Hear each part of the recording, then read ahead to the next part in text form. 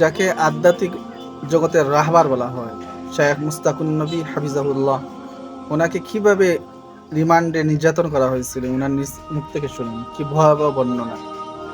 আমি ভিডিওটা কোন দেখুন অপরাধে শেষ গ্রেপ্তার পর্যন্ত। হয়েছি জানেন? আমি গ্রেপ্তার হয়েছি যে অপরাধে, প্রথম মামলা আমার সাভার ফুলবাড়িয়া বাস স্ট্যান্ডে হামলার মামলা। আমারও তখন জিজ্ঞেস করে, আমি বলছি ফুলবাড়িয়া আমার জীবনের প্রথম শুনছি। আর সৌভাগ্যবশত তখন পর্যন্ত আমার সাভার যাওয়া হয় নাই। কি বলছি বলেন?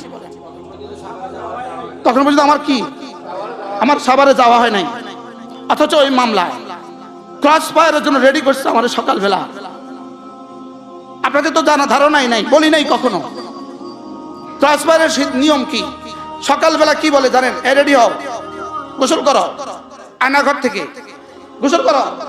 গোসল করছে, রেডি হও, রেডি হয়েছে। এর